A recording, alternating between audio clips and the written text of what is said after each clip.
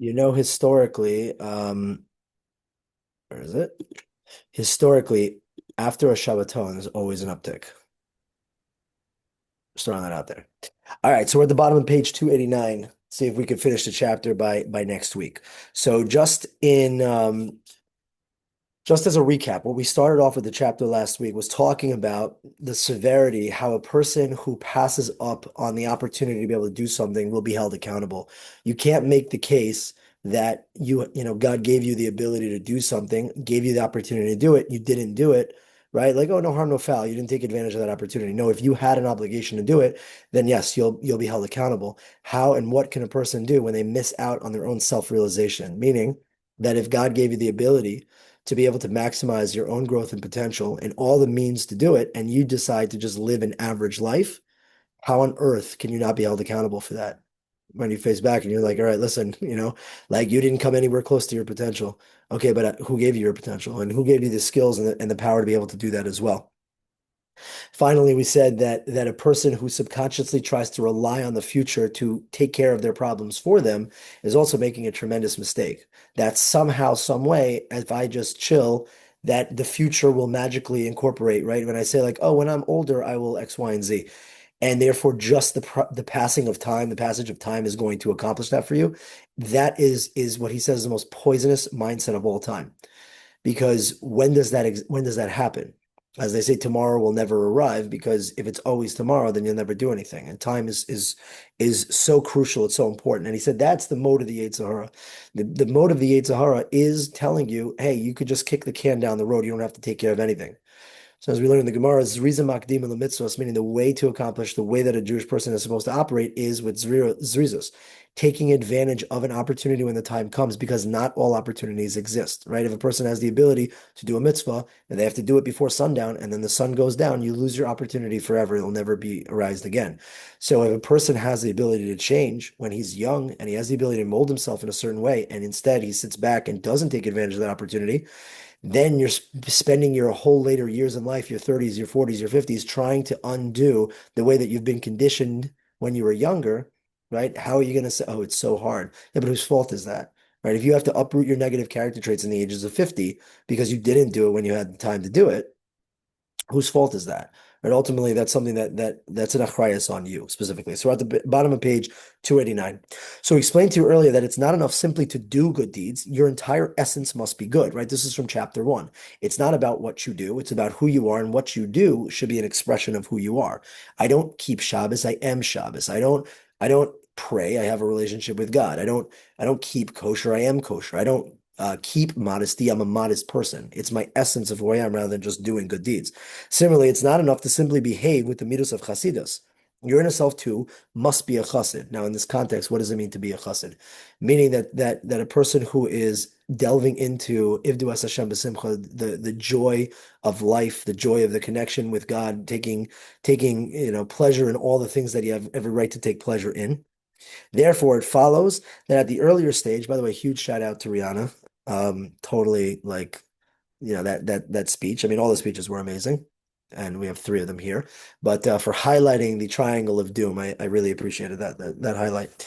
Therefore, it follows that the earlier the age at which you start to work on yourself and your character, as we've outlined here, the better and easier it will be for you to transform even the minute elements of your flesh and bones to the purity and refinement of Chassidus. And by the way, shout out to this book over here, right? Everything that it's talking about in this book, the earlier you start formulating good habits, the easier it'll just be because it's second nature. You know how easy it is to like have like to train a 3-year-old in a certain like behavior, right? You just have them copy it like 3 or 4 times and that's it. It just becomes it's like a fresh sheet of paper. So the older you get, the harder this challenge is about conditioning yourself to be a certain way, right? Because actions lead to habits, habits become character, right? So you want to make things habitual and eventually it'll be, it's an expression of yourself. But once it becomes second nature, now it's ingrained in you. You've been cobbled it. And conversely, the later you delay and miss out on this refinement, you're really only missing out on yourself, which will make it much more harder to reach the purpose that we have taught you. Think about it. If a person lives a life of misery, what happened there? They missed out on the best version of themselves. The quality of your life is directly dependent on the type of person that you become. Your perspectives, your mindsets, your habits, the way that you live your life. If a person makes really bad choices and die, falls into bad habits, the quality of your life. If you were to backtrack, and I do it now because I always wondered when I was younger, you meet really like miserable people who are alone, who are cranky, or who just, not the type of adult that you want to aspire to become by any stretch of the imagination. I always wondered if we were to backtrack, how did they get there? Like, how did you end up in this predicament? Right. And then because I can't do that, I didn't know them when they were kids. But as I get older, and especially with working in NCSY, I like to keep tabs and watch what happens with high school kids over time. And now I have NCSYers in their 30s. And it's now a lot easier for me. And I literally did this year. It was kind of harsh, I will say, but it needed to be said.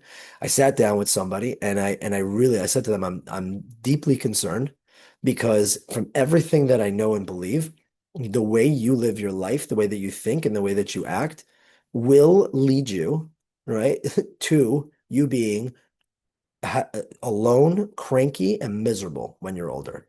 You will end up alone, unsuccessful, and probably steeped in substances. Like that is where this eventually goes, right? I've been around long enough to watch it, and it's like, no, obviously nothing's guaranteed in life. But like when you start to highlight and you identify certain behaviors, unless there's some like cataclysmic event in their life that makes them like correct course, there are certain like things, there are certain indicators that you can look at, both positive and negative, that lead a person to either success or failure. And you can see that. You can see in the way that a person conducts themselves, how much they care about their actions, what their work ethic is like. They're the way that they interact with other people, the way that they treat and think themselves. Like it's scary, but I mean, it does make sense, right? So taking your younger years serious is so important because that literally leads you to where you're going to be in the future. And the whole idea of like, I can just live any way that I want. And I mean, just from a character standpoint, I don't have to work on conditioning myself or creating better habits or trying to become a better person. And then one day I'm going to wake up and I'm going to be this fantastic person out of nowhere. What are you thinking? Like, you're not thinking. It's probably why you're not doing well. It just doesn't work that way.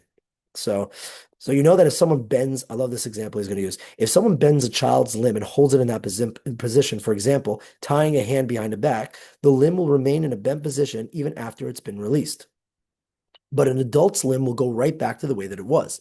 And the reason is that for the child is constantly growing. The skin and bones that are in the process of developing when his hands are bent simply grow crookedly and remain that way afterwards as well. Just talk to little Chinese gymnasts, right? They tie up their body, like their wrists in a certain way to bend to have more mobility, whatever. Another example, like when you go to Disneyland and you see trees contorted into shapes of Disney characters, there's no way that that was a full-grown tree that they bent and put it into that shape. They took a baby tree and they molded it in a certain way. Now it's a common sense thing to if you really like think about it as well. The same thing works with a person's psyche, their character, their emotions, their brain. Ultimately, the brain is still developing, right? It's going to stop in their mid 20s. It's going to become stagnant at that point, and then you get with what you get. But we, we, you, why not? I'll throw myself in there. We're young, we're like putty, we're clay. You're in that molding class, when the pottery is spinning and you're getting to mold it in any which way that you want. Once the thing concretizes, now if you want to change it, it's going to break. And that's what an adult is. That's what a person in their 50s is. They are the product of how they've molded themselves. Now, the scariest part is that if they were not at the driver wheel of their own life, but rather life was developing them for them, unbeknownst to them, that hadar is the reason the youth is wasted on the young. Because only when you're old enough to realize that you done goofed is the time where you can look back and say, oh, shoot, I missed that window of opportunity. I probably should have taken my younger years a little bit more serious, right? That's the example. If a person can mold themselves in their habits, in their way of thinking, in every which way when it comes to character, you will be better off for it. And the best thing by far is being growth oriented. Because if you're a growth oriented teenager and you become a growth oriented young adult, then you'll still be a growth oriented adult. In your 40s and 50s, you would have molded yourself to be growth oriented, in which case you're never going to be stuck. You're going to be your natural state. It's going to be habitual to say, hey, I want to just keep improving on myself. I think that's probably the greatest thing that a person can train themselves in, which is again, like if you miss the boat, you kind of miss the boat, you know? YOLO, I'm very into YOLO. YOLO, you know, blah, blah, blah. An adult, however, is no longer in the process of growth. Therefore, bending his arm backwards not so easily having a lasting effect on him. The effect of an action depends on the material world it works with. Now, it's not impossible. You know, if some 50-year-old has anger issues, it's not impossible for them to turn around the ship and correct themselves. But in the same way that I said a 3-year-old, you can condition their behavior in a certain way, it would require painstaking surgery, right? To uproot an actual like spiritual surgery, to uproot that, what it would take, the intensive therapy, the actual like what it would take at that point is going to be all the more so more challenging and difficult. While when you're in high school and you know you're changing your hair color every other week, why not change your midos also while you're at it, you know? Oh, you know, you ever heard anyone say like, oh, I got bored, so I stopped being impulsive. You know, like, oh, that would be so much better than you getting a tattoo. I don't know why that was the choice of the day. The same principle applies on a spiritual plane. If you begin the practice of the ways of Hasidus when you are young, who would we lose? Sure. Each person according to his age, then you train your thought and emotions that will follow the Hasidic outlook with love and fear of Hashem, etc. And by the way, relationship with Hashem 100% falls into this category as well.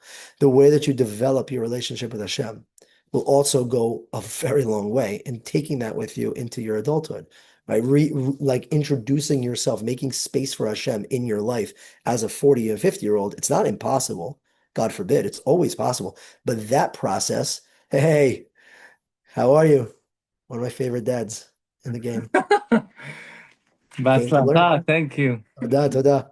Should be very Okay. proud of this one. Big stuff. Yes, yes, we are very proud. Why are you shy? You can be shy. Okay, bye. Thank you.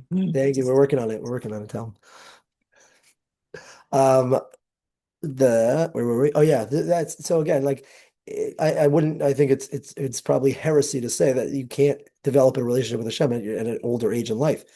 But how difficult, how challenging. And again, like what like you hear these stories of like these crazy stories of like ever since the accident, you know, ever since like it was that moment that that thing happened. It was like sometimes it takes some crazy event to wake a person up later in life because they're so entrenched deep into their way of living. When again, for a teenager, like it's such a golden opportunity to try something new for the first time, to engage in a new anything, right? Including a relationship with Hashem. Every element of your physical and spiritual being as they develop and grow will do so under the influence of Chasidus. Again, Chasidus is he's a Chassid, obviously, but he's talking about the most purest form of connection with Hashem. That's what he means. A chassid. A chassid is somebody who's really just in the close embrace with Hashem. And just as every creature has its own its own unique natural and spirit because of the way its brain, sinews, and the rest of the body are built, in comparison to those other creatures, the same applies to your brain, heart, and entire physical being. If you develop them in conjunction with the principles of Chassidus, that will be, that will be their natural and their nature and their spirit. It will be against the grain to behave otherwise in a coarse manner. With all the avoda will be more refined, authentic, and straightforward. By the way, also a great way to prevent burnout. If a person is, for example, let's say they're conditioning their habits in avodas Hashem through the action in and of itself. This very much happens when you're young and you're idealistic and you're like, okay, I'm taking on all these mitzvot, and then the habit was the action, but you didn't make the relationship habitual as well. Then you lose the love, and then you're stuck with sort of, then it could lead to a resentment. And what he's saying is that if you formulate those habits in the proper way, with the ava and fear, trepidation, in the way that a real relationship is meant to work, then that will carry itself as well into your future as well. It will be habitual to say, "Hey, I need inspiration." For the most part, I mean, that's just why people do well, because what you guys might not realize is that the rest of the world doesn't value and cherish inspiration in the same way we do. We look at inspiring someone as a fundamental need to open up the doors for growth. A lot of people just don't do that. They're more in the action, the day to day. And then if you are not naturally inspired by just the mundane, you fall into a rut. And I see that with a lot of my friends and a lot of people that I know later on in life. Remember, dear student of Chassidus, how many great, fine people are jealous of you in your youth. They say, what would I do if I could only go back to the days of my youth? I would dedicate my whole day to Hashem. How many of them long to have pure body and soul that yearns for Hashem, and now they're older, it's much harder. But you, everything is still in your hands. Are you going to lose this pearl and say, when I get older, I'll work on myself? I'll perfect myself in the later years? Guys, I'm telling you, like life goes in one direction, it's an obvious truth, but living that reality where every year you get older and you look back and you're just like, it's just one way from here. Like you cannot go back. But if you have the wherewithal at 17, 18 years old to say like, when I'm 30, I used to tell this one girl particularly, but I sort of coined the term. I just used it a lot on this one person. I would always tell them, focus on the 40. Even in high school, focus on the 40, meaning that like, how do you imagine yourself? Because it's very rare that a kid thinks to themselves, yeah, I'll ever be 40. It's a very hard thing to wrap your head around, but it's true. It happens faster than you know. You wake up one day and you're like, oh my God, like I'm turning 40. It's like, it's a crazy, but it will happen. So if you focus on the 40, you really think to yourself, like, relax, I'm not there yet. But if you think to yourself, like, what do I want to be at that 40th birthday when I look around at my family and my life that I built? What do I want to feel and see? Your actions and decisions today, literally at your age, will lead you to that outcome. Now, it doesn't mean there isn't the room to like go down the wrong path or a bad path or not the ideal path for like a year or two, right? Thank you, Sheikh. Appreciate you. Homie. The Mishnah in Pirkei Avos says, what is teaching a child compared to? The ink that is written on a brand new paper. And what is teaching adults compared to? The ink that is written on a paper has already been written on and erased. It's like that Linkin Park song.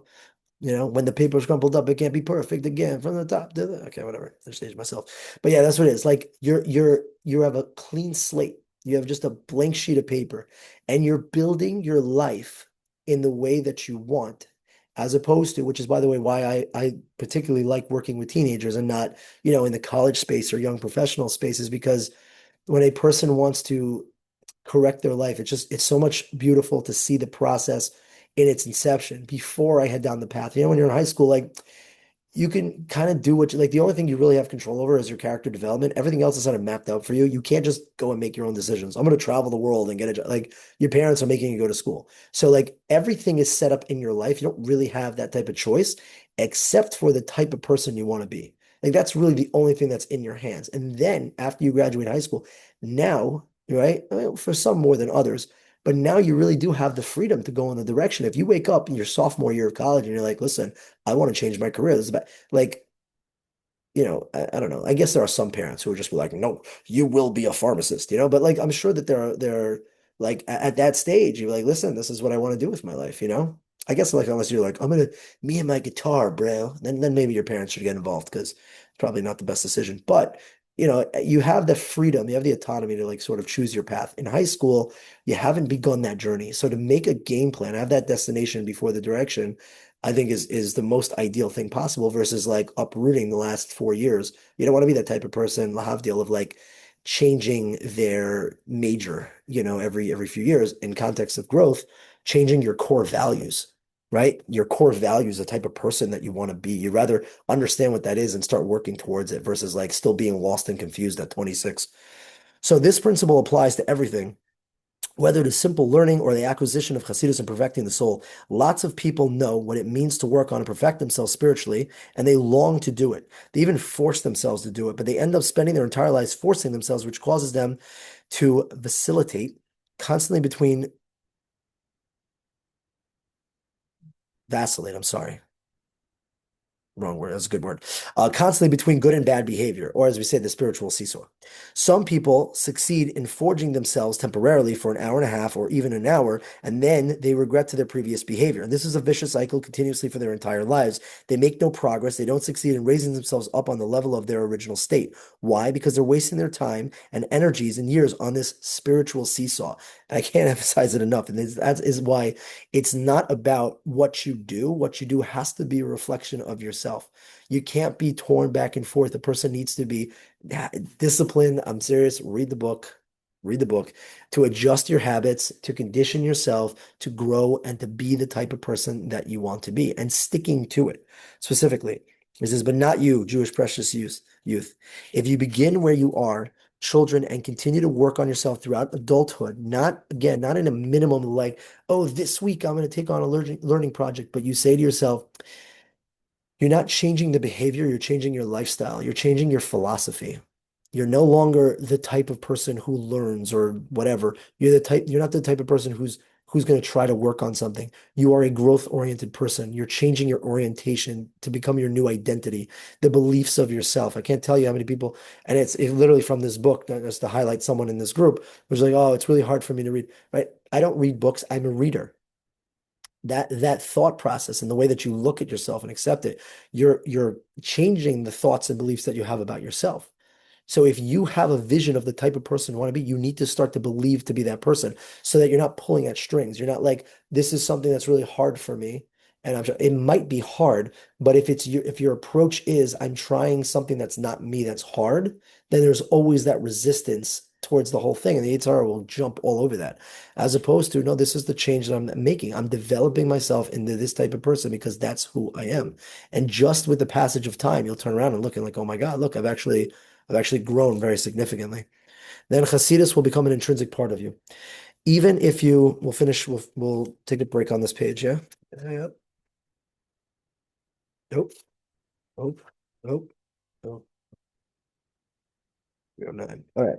Let's see. Let's go because I feel bad that all right, even if you fall, you won't actually regress. And even if you take a break, sometimes you won't become entrenched in the mud, right? It's like you break your diet one night. Okay, it's very different than like, oh, I was just holding out for my diet and like now I'm back to my par. It's like, no, now I'm someone who eats healthy. I just had one bad night. You won't have to spend your entire lives making sure you either that you don't stumble or pulling yourself out of the dirt and mire. The main focus of your effects will be to elevate yourself. Even when you do stumble at the low times come, you'll be a mountain climber. Even though you will tire at times or injure his leg, he will not fall or descend the mountain. Rather, he'll rest for a while and continue climbing. He'll bandage his leg a bit and continue walking. Likewise, you will continuously elevate yourself and discover greatness within. If you become that type of person, if you make the decision to be that type of person, then that's just who you are. And then it's okay to fail. The people who don't do this look at their failures as a confirmation of, oh, you were never capable of doing such a thing, right? There's like, uh, I saw a Vayimatin video very recently, and I thought it was like it's so applicable in a lot of different areas. I even shared it with someone today in a different context. But there was a boy who's he was struggling with his religion, and his father was noticing it and he was telling him like, oh, you got to step it up. You got to whatever. It was coming down really hard on him until like one day it got so bad. The boy came home and told his father, he's like, Abba, I'm no longer religious. I'm no longer from. I'm going off the derech officially and I'm no longer a religious person. And the father was distraught and he was heartbroken. He's like, I can't believe it, but what can I do? A 16-year-old son, I can't force him, whatever. And then the next day he comes to shul and he sees that his son is sitting there wrapping tefillin. And again the next day. And the next day he sees him wearing tzitzis one day. And he sees him, on Shabbos, he's sitting at the. So like after a little while, he's like, I was taking a hands-off approach, but after 2 weeks, I'm so confused. He comes over to his son and he says, what on earth, like, what is going on? I thought you told me that you're not religious. And he said, yeah, Abba, as long as you looked at me as I was religious, you would count my averas. But when I told you that I'm not religious and I'm going off the derech, now you started to count my mitzvos. I was doing it all along. It was about the way that you approached. So it's very interesting in the way that we also look at ourselves and reframing the expectations that we have on ourselves. Right? If I'm the type of person who does or does not do a certain thing, then your expectations are going to be on par with that versus changing the way that you look at yourself. Becoming something is the essence of becoming something, not just doing good, but being good. And therefore, when a person slips up, right, if you think in your head, ah, I'm no good, I'm whatever, there's a lot of girls who suffer with a low self-esteem. When they mess up, that only reaffirms how lousy they are. But the reality is we all mess up. When I mess up, I don't sit there looking at myself and going, oh, I say, oh, wow, that's not like you. You got to do better. And so it doesn't carry with me. I do teshuva and I move forward because I don't identify myself in those certain ways. So when you want to be a certain way, you have to reframe the way and say, like, I'm making the decision to become this person today. And then it doesn't, no one's expecting you to be perfect. right? I'm a reader. I'm someone who learns. I like you to believe that about yourself, right? Not to be naive, obviously, but you can from a spiritual standpoint, from a character standpoint, you can mold and develop yourself in any way that you want. This will only help it and prevent you from the seesaw of I'm doing the thing, but I'm really still over here. So I'm kind of in this virtual tug of war with myself constantly. Then no real growth really happens. And that's when a person will just resort back to their not great behavior and to their bad habits. The truth is, Jewish youth, that you'll be able to extract from yourself capabilities and positive changes that you never dreamt of or imagined. For example, you can feel an intense, overpowering desire to do something good. Your entire self is bound up by this positive yearning, and you are compelled to fill it. No excuses, no explanations. You feel as though Hashem's earth-shattering, mountain-moving spirit has suddenly sprung up inside you and carried you to performing a certain lofty task, dismantling the obstacles and breaking down all the barriers in its way. The eternal, He is God. You are His servant, and you must serve Him. And He has your back. Why would He want you to fail? Why would He want you to fail? He obviously does not. So. We'll stop here and see if it's possible to finish the chapter next time around. If not, then maybe two more, but we got to do it before we leave for the summer. But we'll stop here. This is the two-pronged approach. A person has to know that they're capable of it. They have to recognize that they have a very unique and golden opportunity simply because the natural state, the psychological state of the adolescence is in constant transformation. That is just what you are. You are not the same person a year ago. You are not probably the same person 6 months ago in a real sense, as in it is a fluid process. If you, rather than being reactive at your natural state, you become proactive and you line up the core values and you want the type of person that you want to be, the midos and the whatever, you aspire to whatever it is, and you have these visions, you can become those things. It is so possible and obtainable, and beyond the relationship with Hashem, Hashem is in your corner. And Hashem could move mountains for a person. I saw it today. Where today I was having a conversation, someone was dealing with a difficult situation, and I was really like trying to, you know, make them pause and reflect for a moment and say, in this situation, you don't need to continue to respond in a negative way. You could choose a different route. And today they did, which I thought was heroic. And as they did, they got good news out of nowhere that essentially fixed the entire problem, being very vague to protect anyone's identity, but you got the example. It was like almost like Hashem was just like, that's all I needed you to do. I just needed you to just stop and realize that there's another path, and you'll see that I got your back. I demonstrated it. You know what I mean? So that's what it is. It's recognizing the unbelievable opportunity that we have to be able to forge our direction based on the destination of where we want to ultimately obtain. Yeah, we'll continue later, but now you can understand why this chapter was one of the most life-changing chapters I ever read in any sefer, because it laid out just the reality of what we're capable of. And ultimately, like, if we want a good quality of life and a successful and a prosperous future, like, we're very quality of life is not something dictated by outside circumstances. It's really not. There are people who have not a lot of means who have unbelievable quality of life, and people who are extraordinarily wealthy and successful and do not have a high quality of life.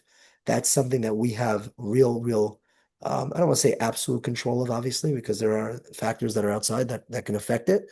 But for the most part, how we condition our philosophies or perspectives, that's so important. Shkayachri. Oh, emoji is Yeah. a sad face. Oh, I was gonna say sad face because it was spring and it was our last thingy, and it's Sarah Haya's last like week of STEM, like She's last doing days. mountain because she's hiking like crazy right now. Okay, sad face and a mountain. Sad face and a mountain. Okay. I want to give a shout out to Anna. Welcome tonight. So nice to see you. To the party. She's pre-gaming. All right, Shkaya, guys, thank you for the time adjustment. So hopefully next week, if we could Wait, knock it out. end the Zoom first. Yes, ma'am. Sad face emoji. No.